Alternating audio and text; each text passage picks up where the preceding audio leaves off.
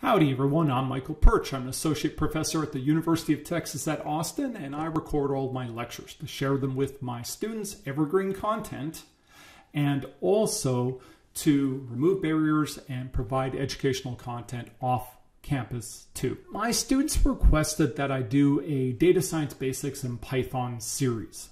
What they were facing was they were learning the theory, they were learning about machine learning and data analytics and geostats, but they didn't know how to put together the basic workflows in Python.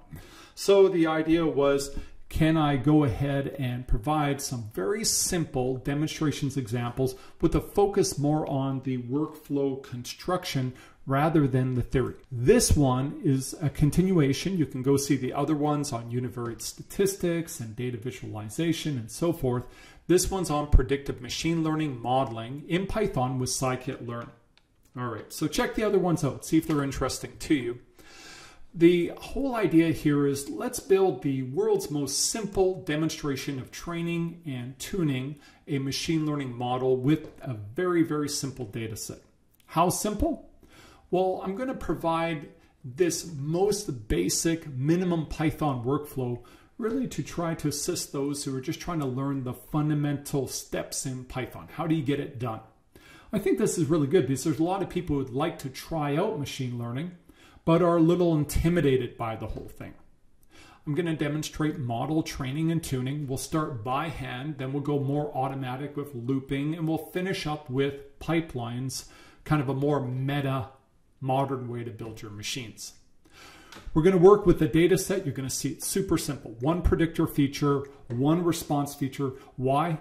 For ease of data and model visualization. It's going to be super, I told you, it's going to be simple. Let's just talk about what machine learning based prediction is. We're going to build the world's most simple predictive machine learning models with supervised learning. What does that mean? Let's take that apart. Prediction is the construction of a model, parametric or non-parametric, for regression, prediction of a continuous response feature, or classification, a categorical response feature. The function we're going to build, f hat, is going to be able to take us from the predictor features, the input, and take us to the response feature or features, the output. And so this is general form of prediction shown right here. And of course, we accept that there'll be an error term too. Supervised learning is very simple. It just means that when we're training the model, the response feature values, Ys, are available over the training and testing data, and we can use that for the purpose of training and tuning our model. We're not getting into unsupervised methods like inferential machine learning. Right now, it's all just predictive. The machine learning models. This workflow includes a decision tree regression model. What's it mean? Decision trees, I have a lecture on it. There's a link right there. It is a simple form of segmentation of the predictor feature space and the use of the average of all of the training data to make predictions. Very, very simple. It is constructed through the use of hierarchical binary segmentation. I have a bunch of demonstration workflows that are much more comprehensive with decision trees, including the one that's linked right here. So you can check those out. We're going to do a very, very simple decision tree. If you want to get started, you're watching this video and you want to try to follow along, because I'm going to do this all with live code, then go ahead and follow these steps. Install Anaconda 3 for now.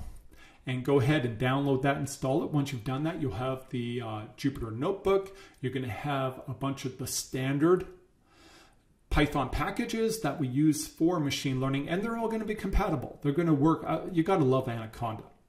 You're going to go ahead and load the workflow. The workflow is available with the name here on my GitHub repository, Python numerical demos, and the link is right here. You can go ahead and load the data. Don't worry about the data so much because the workflow will automatically load it from my GitHub account, or you can go here and download it locally if you want to work offline. Not a big deal. Okay, then you're set up and ready to go. I promised this was going to be live code. Let me prove it to you. We're going to start with every time we do a Python workflow, we start with importing packages. I like to tell people Since I started coding in Python, I code much less and get much more done because it encourages me to use other people's packages, the great work that's been laid down for us. We don't have to reinvent any wheels. OS, I'm old-fashioned. I like to set the working directory. Pandas for data frames, NumPy for working with arrays and array math, and matplotlib to plot. We're going to be good to go. We're going to import some other machine learning packages from scikit-learn as we go along. Now, if you get any errors, it means you don't have it. I've run into students who have done something to their local installation. They're missing certain packages or things are really out of date. My recommendation, if you have a bunch of issues, just go ahead and wipe out Anaconda, reinstall it fresh, or if you have to, you could try to install single packages. Let's go ahead and run that code right there. You'll notice the star right there, and it went away. We have now imported our packages. I hope you can feel the world's brilliance now on your desktop. Now, every time we do machine learning, there's often going to be some type of random process involved. I'll give you a simple example. If you do a random train and test split for cross-validation, and even within the KFold cross-validation, it's going to do that for every KFold. It's going to figure out the splits of the Ks, I should say. Then you're going to be using random numbers. And if you do random selection of a subset of features, like if you're doing random forest, that's random selection too. I like to set the random number seed whenever I do machine learning to ensure repeatability of results. Why? Because I'm a professor, and when I teach, often students, if they're sitting at their desks and they get different results, it causes confusion. I understand stochasticity and I appreciate it, but I also understand the need for reproducibility of results. So in general, scikit-learn will use NumPy's random seed, and we can set the value to any integer that you like to set it to. That's my lucky number. We'll go ahead and set the working directory. We don't really need to do that because we're going to get the data from the cloud, well, from my GitHub repository. And if you wanted to load the data locally, you'd set this directory to where you have your data.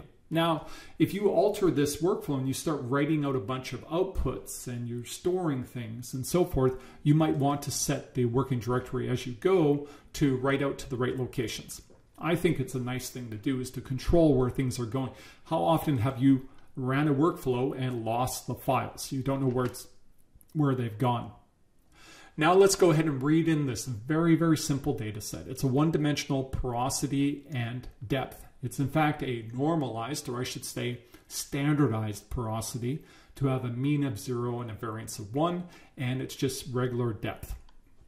We're going to go ahead and we're going to load that directly from my GitHub repository. That's what this code does right here. Pandas has a read CSV that will read a raw ASCII comma delimited file directly in as a pandas data frame. Remember, you got to put the names of the features at the very top, comma delimited, to get this to work.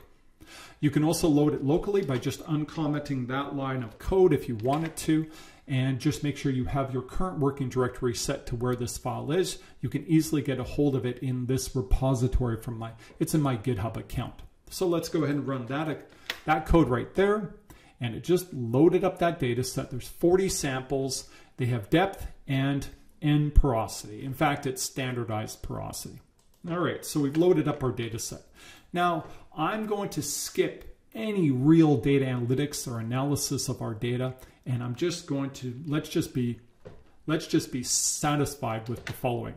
Let's plot the data and be done with it, okay? Because we're running to building the world's most simple machine learning model and demonstrate that. We don't want to spend a lot of time doing anything else with the data.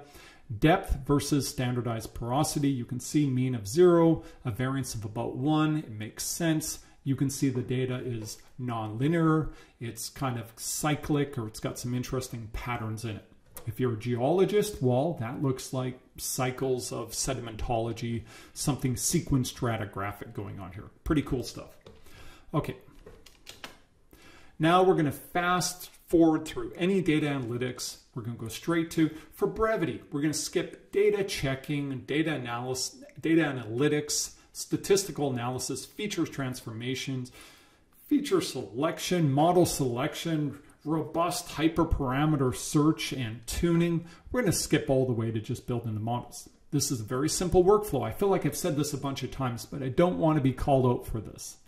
Basics of predictive machine learning with scikit-learn and Python, nothing more. That's what I promised today. Okay, so we think about what are the fundamental steps, and I love scikit-learn for this.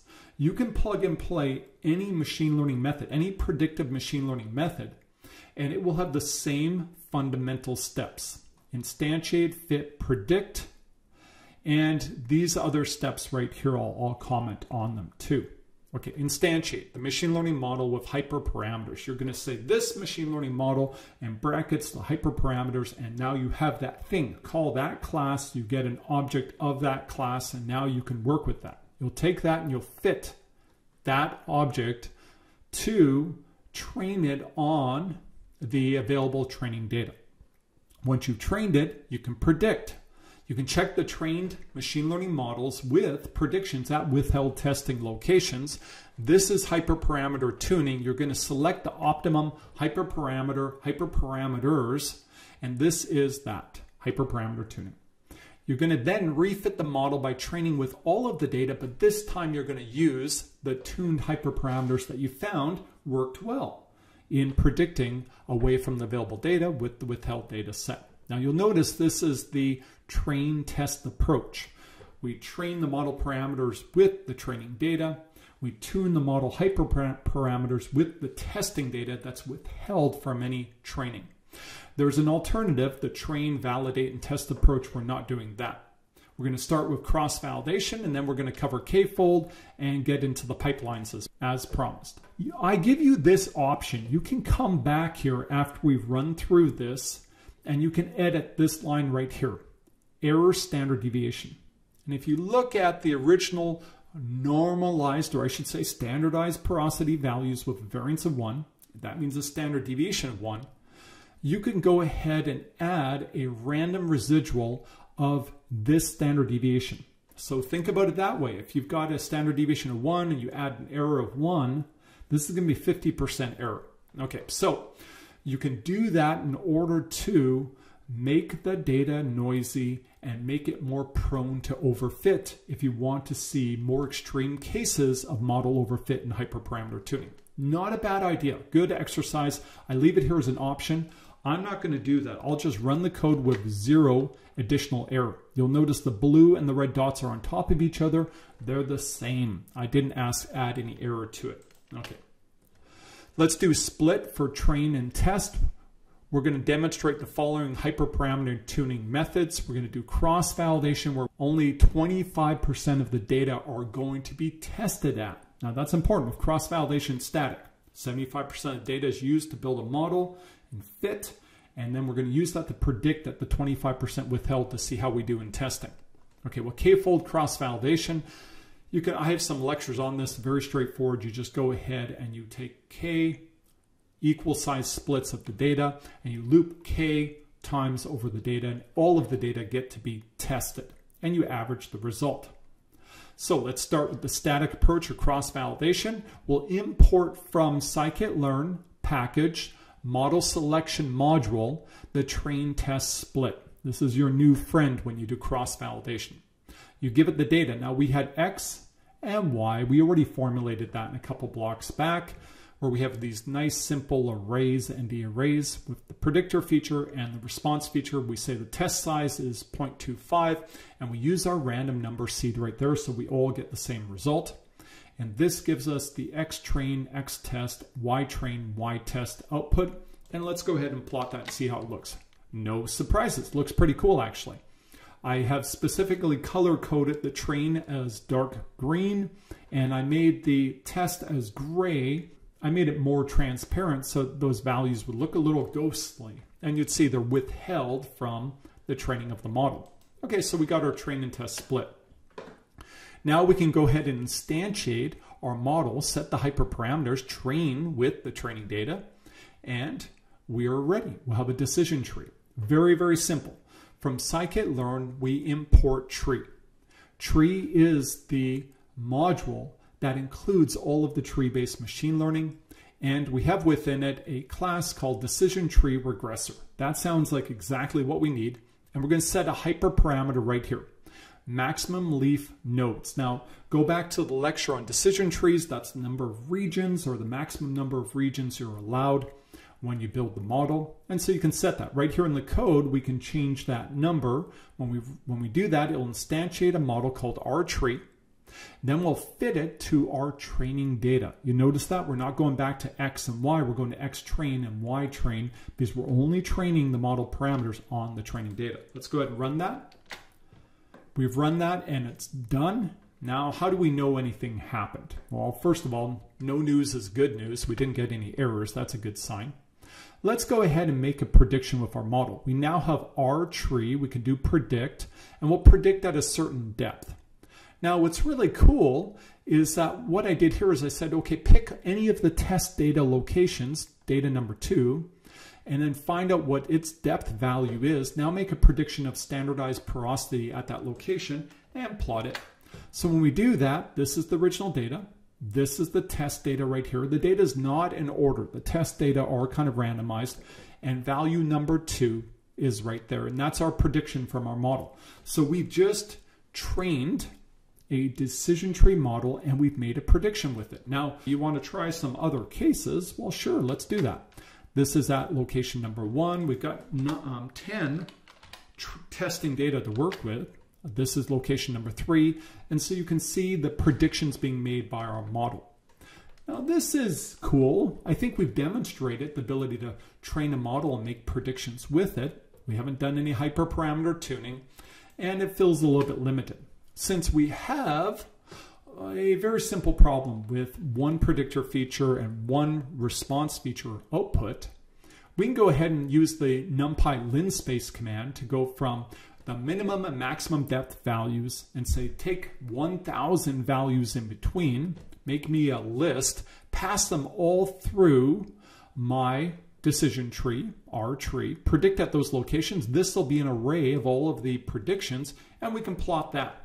Now, if anyone's at all confused, it turns out the reason we have to do the reshape command right there is because the default for scikit-learn is that there's more than one predictor feature. And by doing this, what we're effectively doing is we're saying this is going to be an n. We put -1 here to say you figure out what the dimension of the data is by 1. So it technically makes it like a 2-dimensional array, but in the second dimension is just 1. If you do this, it'll work. If we try not to do the reshape here, it'll throw an error back at us. So it's all because scikit-learn really does expect more than one predictor feature. We have to do this reshape right here. Okay, not a big deal. Let's go ahead and look at it. We had said 6 nodes, right, on the previous slide, or 6 leaf nodes. 1, 2, 3, 4, 5, 6. Do you see that? This is a decision tree model. This is the first region, second, third, fourth, fifth, sixth region, and you're predicting with the average of the training data within each one of the regions. Okay, so we can visualize the entire model. That's pretty cool. I like to do that whenever I can. Hard to do in a high-dimensional problem. Now let's go ahead and play around with the hyperparameter. This is what I meant by, getting a chance to experiment with the hyperparameter or the model complexity and see what happens. Okay, so 10 nodes. Let's see what that looks like. 1, 2, 3, 4, 5, 10 regions. We can go ahead and we can make it very simple. What if we had just 2? Look at that. That would be the very best first split right there. Can't help it. Want to talk a little bit about decision trees right there to minimize the residual sum of squares or the mean squared error. And we can go ahead and we had 10 before. We can make it more complicated. Look at that. Now, there's 40 data and we kept 75% of it for training. So technically, we should have about 30 training data. Let's go ahead and run that. If you look really carefully, we're at the point where we have 0 error in training. We are completely overfit and doing a terrible job at the withheld testing data locations. Okay, so this is pretty cool. We can now look at our model, see how we're performing. We went from very simple to more complicated, and we could go back to something maybe a little more balanced right there. Now, That's not hyperparameter tuning. That was us getting a little experiential learning with hyperparameters. In order to do hyperparameter tuning, we need a metric to summarize the error over the withheld testing data. That's known as a norm. So we're going to have to go ahead and calculate our metric, and that's going to be testing mean squared error. In this case, that's known as the L2 norm. It's a squared summation of squared error. So what we can do is we can import from scikit-learn metrics module. And within the metrics module, there's a mean squared error right here. And we go ahead and calculate it for the available testing data, the truth, and the predictions we make from our model. Okay, let me back up. We'll set our hyperparameter, leaf nodes to 2. We'll instantiate the model, our tree, with 2 leaf nodes. We'll fit with the training data. We'll predict at the testing data locations, the withheld testing data locations.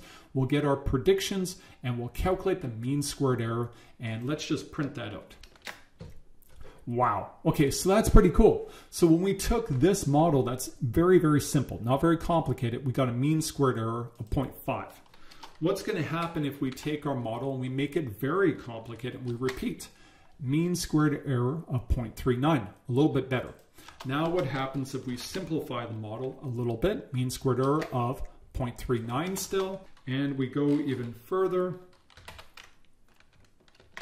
0.27. You see what's happening here? So really by hand, what we're doing is whoa, look at that. That's the best we've seen so far. We're not just going to play with the hyperparameters, plus this isn't very visual. Let's go ahead and loop over a reasonable range of hyperparameters from 2 to maximum leaf nodes. Right here we said 30 would be about the most you could ever use because you only have 30 training data. Each data value gets its own region at that point, or node.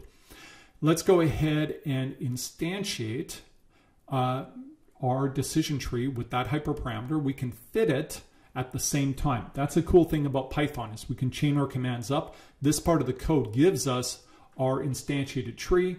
This part of the code is going to fit it. And so what we have here is our tree already fit, ready to go. We make predictions at testing locations.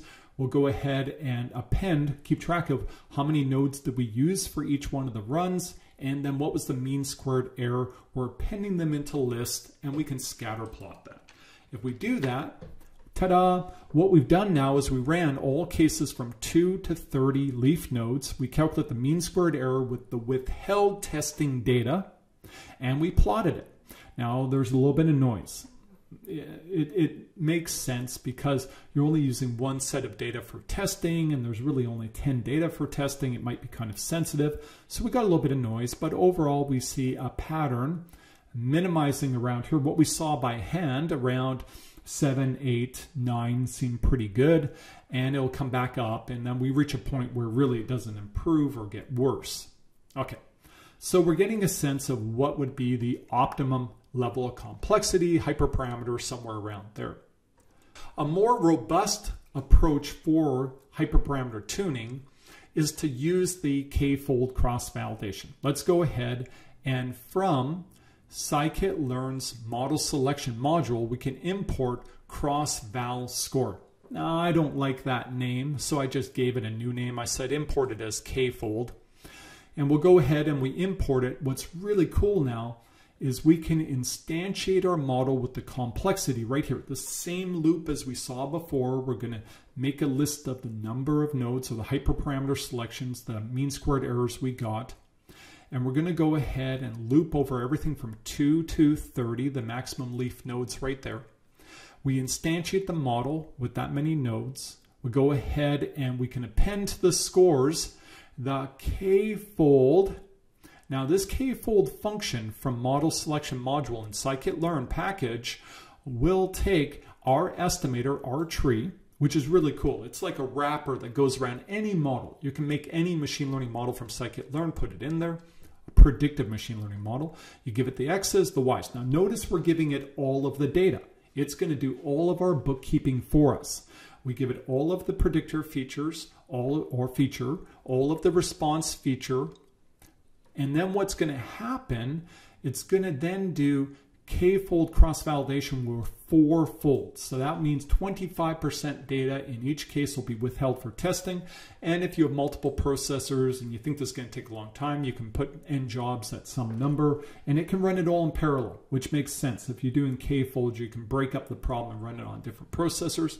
And we'll go ahead and we'll use the mean squared error option right here, negative mean squared error. So I'll use absolute value right there to correct it.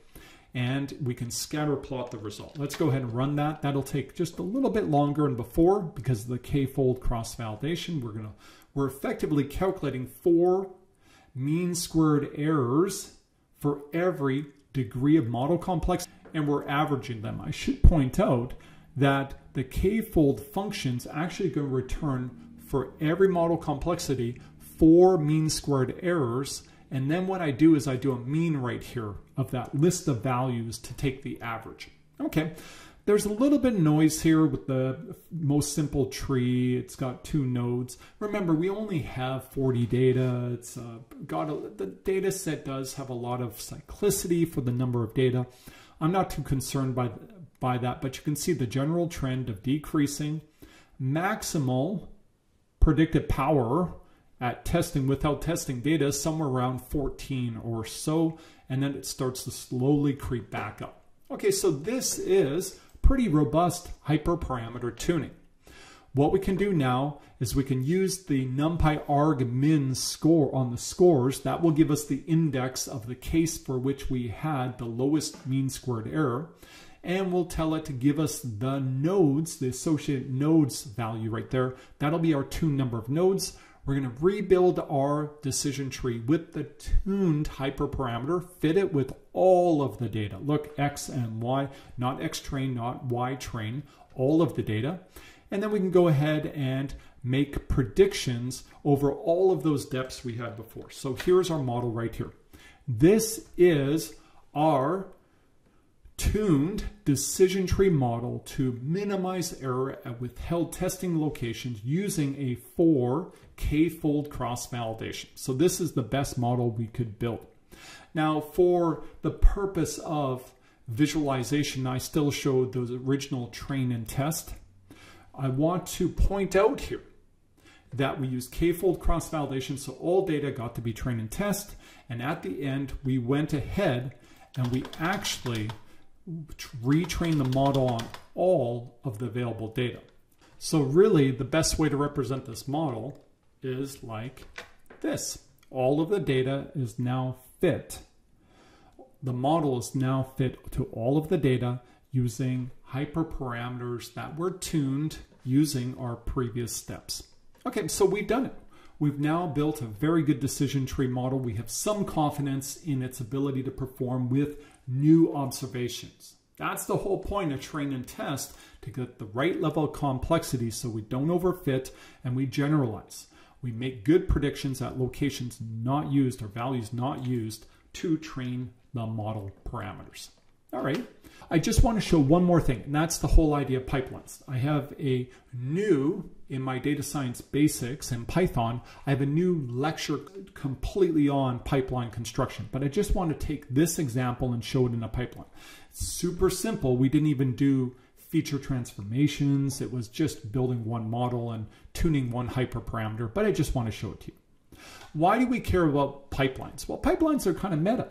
The idea is that we take and abstract the general steps of building a machine learning model, and now we work with higher level code and we just say build the model. It's much more, well, let me make a couple of comments about it.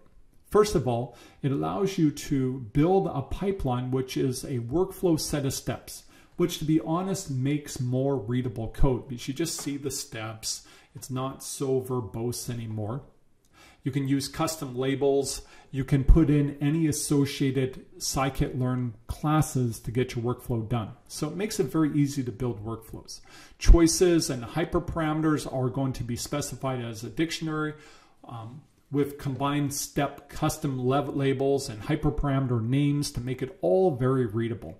Workflow scenarios, we can specify a list of choices and hyperparameters to say we want to evaluate this and this and this. And we have consistent iteration. The entire workflow is repeated for the full combinatorial. The best model is selected. That is built into the pipelines from scikit-learn so that we can ensure that we find and refit with all the data the best model, the model with the tuned hyperparameters. Now, a couple more subtle things are, if we use pipelines, we're less likely to make workflow blunders. I'll give you a common example. When people do feature transformations like standardization, it's very common for people to train the model with the standardization, but then to forget to include that in the testing or use of the model. If you do it like this, it's all cooked in together. Your final model, in fact, will be guaranteed to do the same thing you did when you were training and testing. And you avoid leakage. Leakage in machine learning is when information is flowing where it shouldn't go. I call it peaking. That's where you share information between the train test splits. When you do it like this, it's all abstracted. It's taken care of for you in the computer. You won't do that. Okay, let's repeat the above workflow with the pipeline approach in scikit-learn. What we're going to do is we're going to import pipeline from scikit-learn package pipeline module. We can instantiate our pipeline with our set of steps. The main thing is that we'll have a bunch of steps, transformations, and the final step should be a prediction. So this is going to be our workflow. You see it's just a decision tree. We call it tree. You can call this anything you want. Now you can set the parameters here, hyperparameters. So tree, max leaf nodes. Now this part is from you up here. This part you have to look at the documentation, see exactly what the hyperparameter name was. And then we'll tell it we want to experiment and look at from 2 to maximum leaf nodes. We're going to go for every one, and we're going to force it to be integers. That's a nice way to do this robustly. Then we can import grid search CV.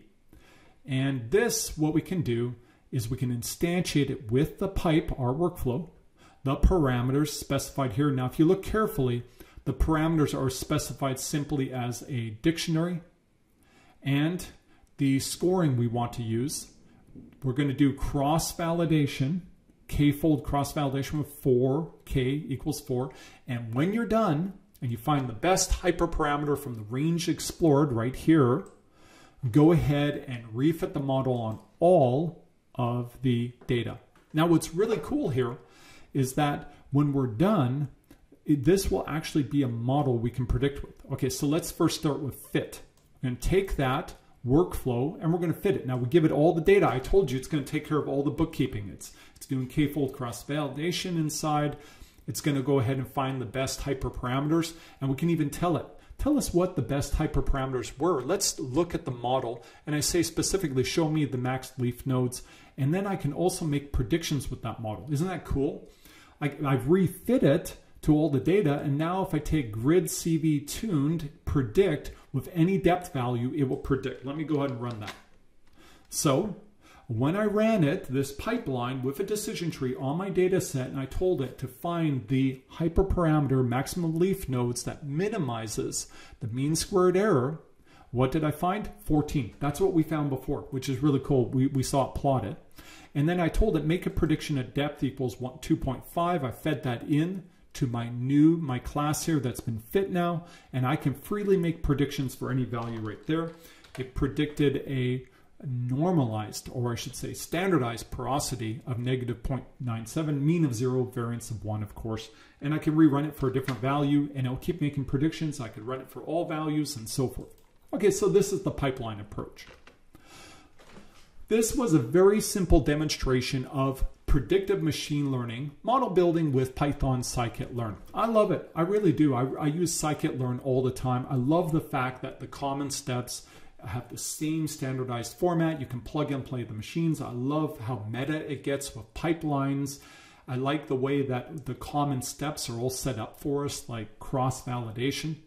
This was a very basic introduction. Much more could be done if you wanted to. You can see my GitHub account workflows, my YouTube lectures. I have many, many examples. Okay, I hope this was interesting to you. If you're interested to learn more about me, I'm Michael Perch, an associate professor at the University of Texas at Austin, and I love to teach. I came here just 4 years ago to the University of Texas after working in industry for about 13 years. You can find out more about me. I'm on Twitter. I share resources and positivity every day. GitHub, I have a website about myself. You can check me out on Google Scholar and see the work of myself and mainly my students. They're doing fantastic. Check out my YouTube channel, and I'm on LinkedIn, of course. Okay. If you want to work together, of course, I'm a professor. So guess what? You can contact me anytime if you'd like to work on some type of collaboration. My students work directly with industry partners, and it's great. We get lots of great joint research done that supports students and supports industry. It's a great partnership opportunity. Plus, of course, I do consulting and all that. All right. I hope this was helpful to you. Once again, I'm Michael Perch. I'm an associate professor at the University of Texas at Austin, and stay well. Take it easy.